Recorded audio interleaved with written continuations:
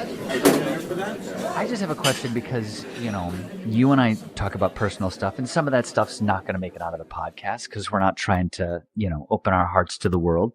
There still needs to be some mystery about us, I think. But some of the personal issues, do you feel you're getting closer in your writing? Because you've had this breakthrough. You sent me a short story a couple weeks ago, and then, we're going to be talking a little bit about some other work that you've been doing today. But do you feel you're getting closer to exposing a little bit more of you for the writing? Yeah, I would call it bravery for sure. My entire run up to the last, 4 or 6 months or less has been me convincing myself that it's okay to be authentic, to be vulnerable, to tell real stories. Because every time I look back and say, oh, this one worked, it was something that was informed from my lived experience, and the ones that didn't work were things that I made up whole cloth, where I was really kind of using stereotypes or tropes or just things that were obviously fake, obviously not meaningful. So yeah, I guess the braver I get, the more likely I am to draw on my real experience and try to actually say something relevant. And that's why I've been struggling with relevance, because I think it's still a tug of war inside of me, like, oh, I really want to say this, but will I be judged? Will I be ostracized? Will I be ridiculed? So I'm trying to get over that, and I think I'm getting closer. Yeah. Yeah, it's so funny sometimes when I feel really stuck on a piece and I kind of take a step back from it and go, what am I feeling right now? Like, what are the things that I'm dealing with right now, like in 2026? Because I think for me, a lot of the stuff that I've had success with has been me kind of taking issues with the past. Let me take this event that I had that happened to me back in, 1992, 99, 2003. And there are still things, because we've talked about it before, I come from a very big place of working out my own shiz through story and using that. But a lot of times I go, oh, wait a minute. Why don't I try writing about what I've got going on right now and see how that helps things? And that's been, it's so weird. It sounds so strange to think of, just to like take your, I generally take my past and not my present. It's still an ongoing therapy session. No, for real. Dude, my biggest hang up back in the day was I wanted to be the smartest guy in every room, but I didn't want to expose my own personal demons or past or whatever. So I would just try to be clever, and sure, I was smart, but like it was easy to see through, and just not very successful ultimately. The few stories that I got published, because I got published a few, were the ones where I was trying to be really authentic and I didn't care if people like knew where it came from. But even that kind of was veiled in a form, like you remember that story Kite Flying that I published. Yeah, it was written in a style of a screenplay. So, and it was all about an idea, and it was a very short piece. But I was proud of that because I basically drafted and revised it in about a day. I think I tinkered with it the next day, and that was it. It was 2 days, and it was out the door. And that was different back then. It was harder to do, I think, back then.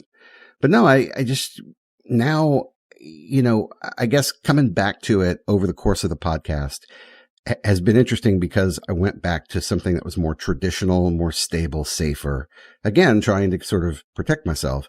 And that's when I was sort of shaking my fist at the heavens going, why does my new work technically is better, but is soulless and it's terrible, like not fun to read? Like, why am I writing stuff I don't want to read? I don't know if you remember me complaining about that. And like the answer is because you aren't brave enough yet. Like grow, change, become brave, like just start talking. So in the refills, when I've been doing these kind of look back on my own life, and I wrote that thing about my great great grandmother, and I wrote, I read my mom's eulogy, and all of these are like little attempts to step outside the fortress and just be open and honest and vulnerable. And so far, nobody's ridiculed me. Nobody's, shot me down or whatnot. So every little step into the woods makes the next step easier. So, yeah. It's something that I kind of came to realize about myself. And here's a lot of I'm just going to lay down in this couch, Art, and you can get your Sigmund Freud glasses on. Very interesting. And I think, yes, let me tell you about my mother. Um, a long time ago, when I was a real jerk as far as my relationships were concerned, I think one of the things that was happening was I was portraying myself as someone that was like happy-go-lucky. At least this is what I think. Very funny, very outgoing. And that was an image that I was trying to portray with people. And inside I was just all kinds of like, insecure, depressed, and all this kind of, usual mixed bag of, of self-imposed drama. And so I think what happened was when I would get further into relationships and the person that I was dating would see me as I really was. And again, I want to make sure, I've dated a lot of smart people. They probably saw this before they started dating me, but at least I think that I was portraying one person. And then when I felt that they saw the real me and that it was kind of ugly, I felt that it was kind of ugly. I would start looking for someone else that I could control the narrative for. You know what I mean? Oh, you know what? Person A that I'm dating sees me as I really am. I just had this mental breakdown. I've been crying about, MCAs dying, and I'm just super depressed. And so I would be like, I need to find someone else that I can be, that I can show the best self of my to, if that makes sense. And so that kind of, I think, translates over into my writing as well, where there was a lot of gimmicks where I would try and be like this, I'm going to be a smart, gimmicky, funny kind of thing, and not really deal with some of that deeper emotional content because I was afraid of exposing myself. And you said it yourself, Art, I think maybe, golly, 3, 4, 5 years ago, 6 years ago, 10, I don't even remember. It's been so long with you, Art. I tend to, have my stories in the shallow end of the pool, and they don't go into that deep end of emotion. And that's something that I've sort of kind of recently come about with myself. And so I'm trying to face and, to put on the page a little bit more. And I think that sort of ties into what I was saying earlier about being like, I'm just trying to realize, what am I dealing with right now? I can write about this. There might not be, it's always good to have a perspective to make a good story that people want to read. But I am dealing with things right now that I could kind of work on story-wise, that I could draw from my personal life. So yeah, it's about bravery. It's about trying to deal with yourself, and then the real you, which is always the worst person to deal with. Yeah. I mean, I, for the record, I don't think that the way that you described yourself back then, which is accurate, I do not think that continues to this day. And I think the publishing industry is reinforcing, you're giving you lots of positive reinforcement because you're getting published a lot. And it's not because your stuff is, slapstick humor or whatnot. You are starting to dive into the deeper end of the pool. I think you can go further, and I think you know that. But the stuff you're writing is really interesting because you still have that quirky or offbeat sort of entry point. So it's already kind of cool or interesting because of the way you're thinking about it. Like I'm thinking of They Fired Up the Laser. I really love that story. And I think you've read it into the record for folks. So check that out, gang. You can go back and find that in one of our previous episodes. But the great Dish Soap Quarterly, which I highly recommend folks submit to. Go check it out. Check it out. Maybe I'll put a link in the show notes. But the story really stuck with me because it felt like you were picking at the edges of, why do we do self-destructive things? Why are we attracted to things that we know could hurt us? Because we do. And it didn't provide a possible solution. It didn't wrap it up in a bow, but it just sort of posited the question in a way that was really compelling and engaging. And I think that's why that thing sticks with me. And so that comes from somewhere. So it's not like you're, vomiting confessions onto the page and it's like reading like a teenage diary or whatnot. No, you're taking this unknowing in your own life and you're processing that through fiction into something that asks the question smartly. And basically you're challenging the reader to ask the question of themselves as well. And I think it's really, really good. I really appreciate that, but I'm a little bummed because I thought I was writing stories that were like a teenage diary. I'm Shut Oh up. man, I got to go back. So let's talk about this now. Let's move on here because I want to talk about you're very excited and I want to get to this issue. Okay. Um, what I'm interested in is because we've talked about AI so much and that sort of ick factor. When you were told me that you sort of done this treatment, to be honest with you, I was like, a movie treatment, like where did this come from?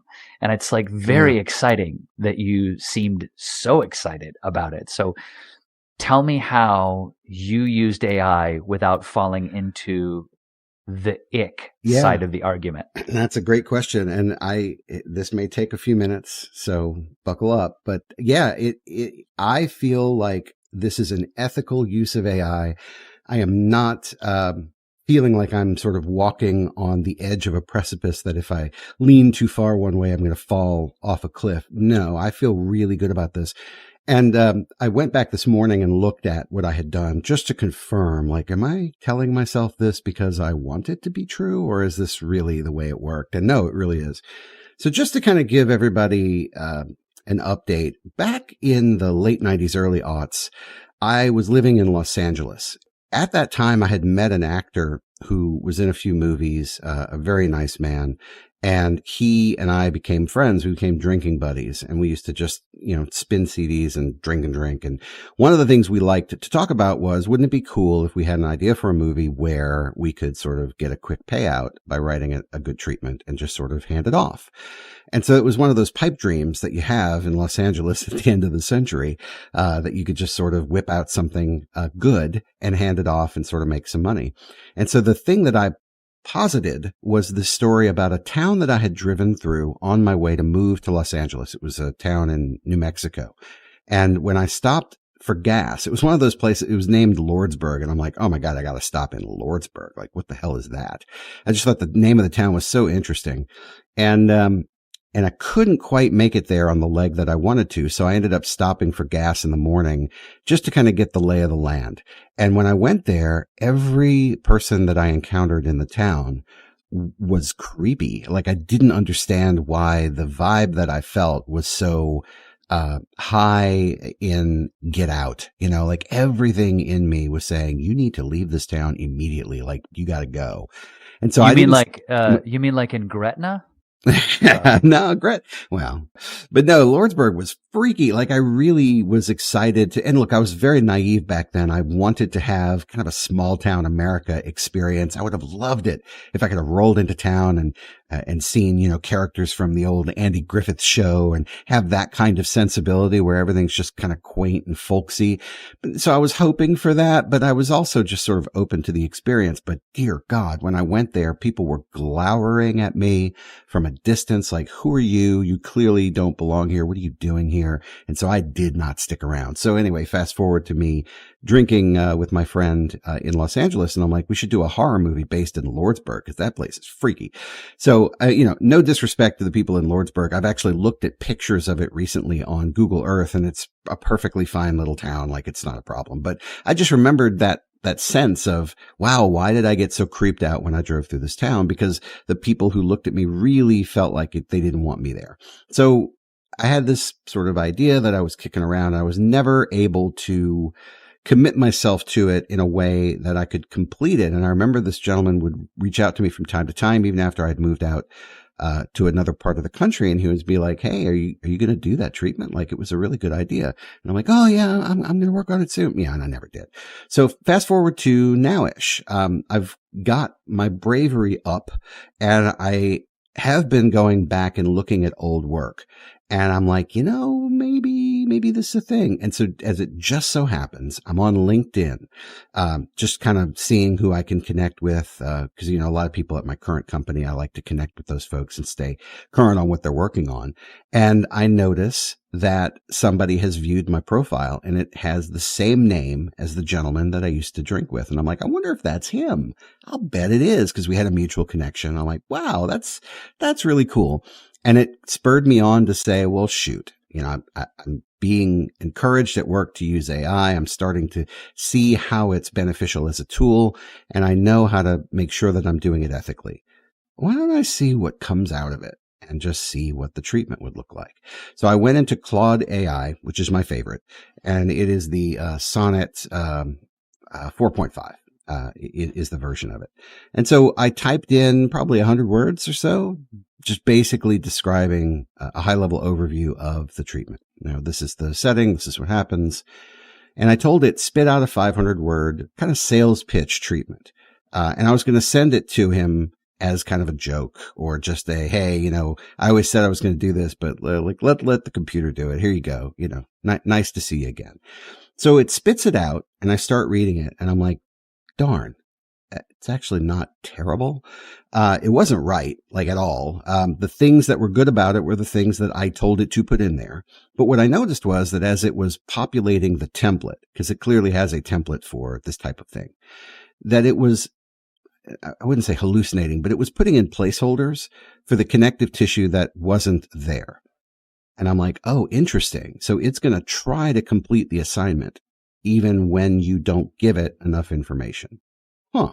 And that's exactly the kind of thing that we've been telling people, watch out for that, because if it puts something in there and you like it and you pretend that it's yours, that's cheating in a bad way, right? Because it's not yours. So I said, okay, well, let me tinker with this a little bit. I'm going to replace the things that I didn't add, but clearly, there's a need for connective tissue. Let me just tell it what should go there instead of what's actually there. So I said, no, not this. And like in one part, there was some nonsense about Confederate gold being buried. And I'm like, no, that is not a thing. So we replaced it with other stuff. And I said, spit out a new version, like, keep this, lose this, give me another version. And out came a new version. And what I noticed was each time it did it, it got a little closer to the target. So if you think of it like one of those archery targets and it's a big circle and you have the little bitty bullseye in the middle, each time I did this activity and then gave it more context, more information, told it what to exclude and what to add, it would get to a closer ring on the target. And I felt like this is actually helping me progress this idea in an accelerated format. And I was thrilled because I ended up doing it for about 3 hours or so over the course of a night and then the next morning. And what's neat is you can, it saves the kind of running tally of what you have done. And so this morning, before we started to record, I went back and looked at the transcript of what I told it to put in versus what ended up being the final product, because I wanted to confirm, did I let this thing originate an idea for me? Did I let it steer the ship? And the answer is no. I did. In fact, every prompt that I put in was much longer than the one that preceded it. I ended up free writing into the AI saying, no, it's not this. It's actually more like this. And then kind of telling the story. And at the end, my command to the AI was the thing that I just wrote, put that into this treatment. In fact, it got so detailed that I told it, hey, the next version of the treatment, you don't need to hold to the 500 word limit. Show me what the whole thing would look like. And I was unsatisfied with that because when it spit it out, it started again putting in a ton of placeholder data. And I'm like, no. It's doing too much of the work. So I said, put it back to 500, but one thing I was really happy with is that once I had added enough context or flavor or nuance to get a section of it done, I would tell it, do not change Act 1. It's done. So any of the changes are after that. And so every time I'm iterating, it's almost like it's a personal assistant, and I'm just saying, I want the story to be this. And it's just formatting it for me in the way that I want. So I found it to be really helpful because it was accelerating stuff that I would have done anyway, but I didn't have to burn the mental energy or the time to make my vision a reality. And that's where I think as a step change, because I could lose focus, right? I could lose energy. If I have this great idea, but I know it's going to take me an hour and a half to kind of get it on paper, then I have to have distance from it, kind of sit back and look at it and go, well, is this really what I want? No, I need this, this, this, and this. That's another hour and a half. Am I really going to kind of set that time aside? The answer up until now has been, yeah, probably not. But this allowed me to go, I can get more instant gratification and just kind of rough out what this might look like. So let's see it. Now, the thing I want to tell you, Tim, is that I did not allow it to write any actual text or dialogue. I put some dialogue into my prompts. I'm like, oh, and they would say this and they would reply with this and blah, blah. And so it included some of that dialogue. And then, when I did the longer treatment and asked it to just tell the whole story, it was kind of funny because it tried to tell the story in 7 acts. And I'm like, nope, nope, nope, nope, nope, nope. We're going to do 3. I want you to conform to the 3-act structure as described by Sid Field. Let's keep this simple. It's not 7 acts. It's crazy town. I don't mean to interrupt, but I'm just sort of like, that just feels like sometimes when AI feels like it is so silly is when it's like, you need a 7-act structure, which is traditional. Right. What are you talking about? All right, cool. No, all right, I'm sorry. Go on, please. Dude, and that just highlights that it can make mistakes and you can't rely on it to do the work for you. And that wasn't the intent. The intent was to just take the idea and kind of shape it into something that I could review and go, is this a movie that people would want to see? And I found using the tool just to do that was super duper helpful because, the format of the kind of 500 word treatment, it starts with a log line, which is kind of the quick summation of the conflict. And that's the thing that's going to hook a studio exec, because that's actually how I arrived at that. I said, here, give me a 500 word treatment as if it were going to be pitched to a Hollywood studio exec. And that's when it put in some, I would call it sales language, where it's really trying to, sort of convince you to invest in the product. I started to strip some of that out later when I needed that room for more story. But initially I'm like, oh, this is good because I need to know if this is a story that people would want to see. So once I worked through this, probably 4 hours plus in, and I had replaced all of the placeholder nonsense with things that I cared about and understood the motivations of the characters and really felt like I had a story that was mine. The AI had helped me shape it into this format, but it was my story. I started to share it with some people and go, hey, is this a movie that you'd be interested in seeing?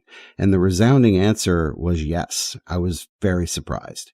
So I think this is something I could have done on my own, but it would have taken a lot more time. And I think the risk for me is that I would have just quit at some point because it was taking too much time and it was kind of a lark. But as a fun afternoon exercise, it worked out really well to the point where I'm now excited enough to do this for real because I feel like I have an idea worth exploring. So now it's about doing the beat by beat outline and whatnot. But yeah, so it was really cool. And look, I could sit here and talk about that for an hour. So I'm going to stop talking. If you want to ask any questions about that, but I could seriously just blab on this for a long time, especially around the how. The how is so compelling. Well, I think, I've mentioned this before, and using this sort of like, artificial intelligence to do things is kind of, we're all sort of trying to navigate it. It seems like it's incredibly horrible for the environment, et cetera, artists who get their work ripped off, et cetera. So I'm always reminded in these conversations of that time that I saw that documentary, and I've mentioned it here, I believe twice, over the course of our entire podcast. David Bowie and I believe a friend of his had worked on a program, and this is back in the, 90s or early zeros, where David Bowie would just type in a bunch of headlines or sentences. All of those sentences would get chopped up into, the various types of words they were, and then would spit out suggestions, kind of almost like, if you Google a book title generator, something will just sort of kind of give you random book titles that you can use as inspiration. So a part of me was back then, I want to be very clear, David Bowie is upper echelon. And if you know me, you know this is a big statement. I think David Bowie is above Bono in my spiritual place. But it still feels a little bit like, oh, you mean that title that you came up with didn't come from your brain. It came from a generator. So I have a little bit of that in my own sort of bias towards AI. But it just feels like what you've done is just you're using it as a tool to sort of organize the thoughts. And the question I guess I would have is, did you feel that the AI was suggesting things too much that you had to cut out? In other words, was it bullying you into, by the way, what about this Confederate gold idea? You know what I No. mean? Yeah, no, there Okay. was no bullying. Now, here's the risk. So you are correct about its environmental impact, and I'm not at all sitting here saying that it's worth that, right? But the toothpaste is out of the tube. At this point, it is a tool that can be used at work. They're actually encouraging us to use it because it provides a competitive advantage. And I'm looking at this going, I would never use AI, and I mean this, I would never use it for my own personal short fiction. Never, because I don't want it to write sentences for me. I can write better sentences than it can. But for something that was kind of a lark that I was thinking about trying to commodify, to me, that is kind of a work product. And I think the only way that I would use AI, like where I would sort of throw it off and no longer use it, is once I got to sort of an outline of a movie, right? So like, this is the movie you're going to write. Here's the treatment. And then I'm going to work with it to figure out what that outline is. What are the sequences and the scenes that need to be written? Thanks, AI, catch you on the flip, and I go write it. I think that's an ethical way to use it because this is work that you would have done anyway. Using note cards and other software tools. Like it's just another software tool at that point. Where it gets tricky is if you ask it to write things for you. And I have a friend who's doing this. So my friend, and I cleared this with him up front. I said, look, you're not trying to like sell this, are you? No, absolutely not. This is and so it's his own personal thing. It's a story idea he's had for a long time. And he is having the AI write it for him because he wants to experience the story, but he has no desire to publish it. It's really never going to see the light of day. And I'm like, okay, that's fine. Knock yourself out. But for people who are trying to use it and pass off its output as their own creative work, that is a hard stop. That is not okay. Yeah. So that's where the ick factor comes absolutely. In. And it will never be okay because like you said, the AI is trained on other people's writing. And so it doesn't know what it's doing. It still doesn't know what it's doing. It's not a thinking thing. It's a friggin' Mad Lib generator. Okay. But it's just really good at generating awesome Mad Libs. So I'm like, hey, I'm going to use the tool because like I said, the toothpaste is out of the tube and I'm using it in a way that I consider to be ethical. But it's so easy for people to use it unethically. And that is a risk and it's out there. Yeah.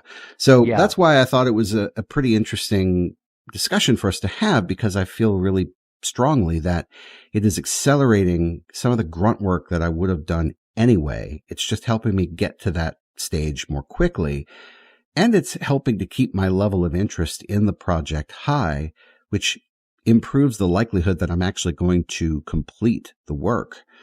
And I'm excited about that. It feels like having a personal assistant, and I think if you use it that way, that's okay. And here's why. So I have that same friend who's doing his story. He was saying, man, it would have been really cool if back in the day when we were doing our Star Trek role-playing stuff, if we could have finished this particular story. And so I'll rewind this for you. Back in the mid-90s, in the infancy of email, we were separated and long distance was a thing. So it was hard to get on a phone and talk because it was really expensive.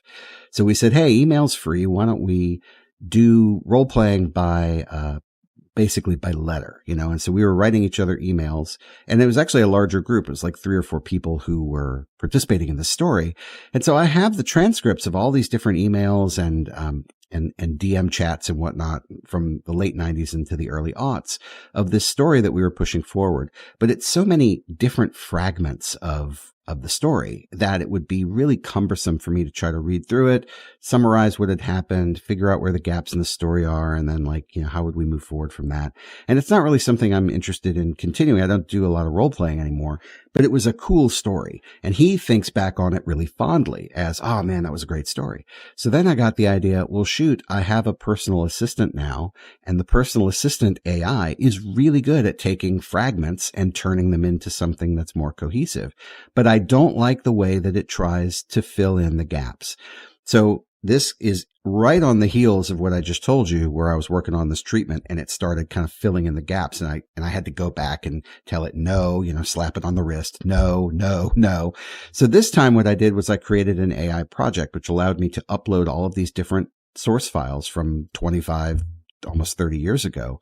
And I gave it a set of simple rules. I said, thou shalt not hallucinate. You will not make up new crap. You will only read the documents that I've provided. You will summarize the story and you will highlight the narrative gaps. Where is stuff missing? But you will not put anything in to replace the missing stuff. And it's like, sure, no problem.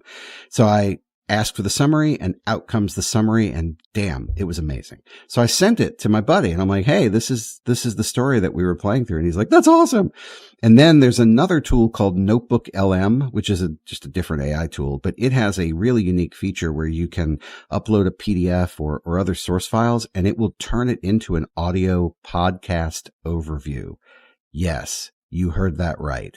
If you haven't tried this yet, do yourself a favor, because it will, in a podcast style, a kind of a two-person podcast format, it will talk about whatever you upload. And it was super, super awesome to take this thing that AI had summarized for me and, I identified like 7 different story gaps.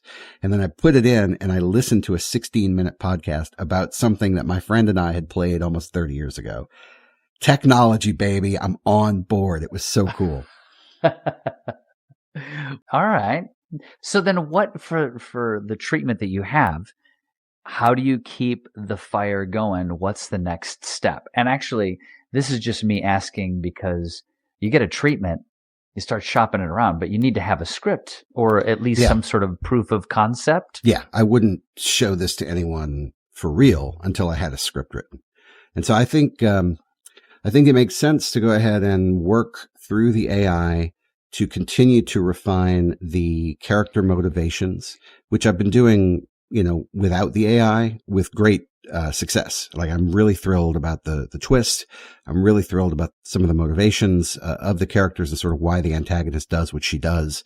I think it's really cool. And so what I'm going to do is take everything that I have quote unquote decided and I'm going to put it into a new AI project. Just so that it kind of starts from a fresh, clean slate. I don't want it to remember, we'll put that in quotes, remember anything that was from a previous version that I had sort of nixed. So I'm just going to get a clean, kind of expression of this is the stuff that's true about the story. And then I'm going to ask it to break it down into an outline. And I'm going to tell it not to put anything in, that I didn't want. And so it's basically just going to show me gaps as what I think is going to happen. It's going to kind of slot all the things that it knows needs to happen. And it's going to show me where there's missing information. And that gives me the opportunity to go ahead and fill it in.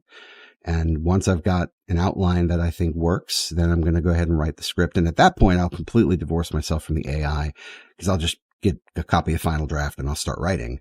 And then I'm going to reach out to some of my human friends who are script writers and see if they'll read it and give me feedback and just, follow the normal process for there. But it just accelerates all that front work of let's get a good idea. Let's kind of stress test the different conflicts and resolutions that could play out. And just kind of churn through all of that more quickly, instead of it, requiring me to sort of ruminate and, draft and revise over weeks or months. I can do that over days and get to a story that I think works, that's compelling, and that I want to write. It's really cool. So you're saying that with AI, you can take ideas that you have and sort of help to coagulate something into a format that's very easy to, to sort of like streamline. But it's definitely a slippery slope, and it is up to the author at some point to say, that's enough. Yeah, I do. And I think where it makes the most sense for novel writing is something that I always struggled with. You write your drafts in one document and you continue to update that particular document. And you may have multiple versions of the document, but I remember you telling me that when you draft a novel, it's all one big sticky mess, right? It's just one file.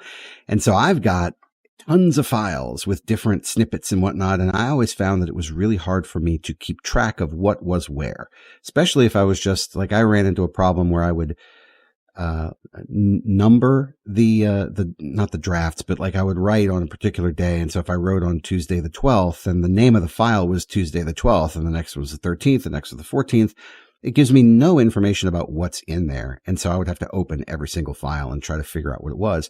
And it just became this logistical headache for me. I was not very good at keeping all of the pieces organized. And I think this tool would help me get to organization more cleanly, because that project that I was just telling you about with the Star Trek story, which I don't intend to write any of that. I just wanted to kind of compile it and see it as a big thing and enjoy it again as what it was. Well, now I'm thinking, oh, well, shoot, if I have multiple files or even a particular file that's not well organized, even in the case that you talked about where it's just one file, if you've got a bunch of stuff in that file, you could upload it to an AI project and tell it how to organize it, and it will go through and parse the language and spit it out the way that you want it, like a personal assistant. So I think that is an ethical way to use the tool to help you organize your thought, not to replace your thought with its own, stolen thoughts from other people, but really to help you organize the work that you're doing and sequence things. I think it's really, really good at that, and I think that's a very ethical way to use it.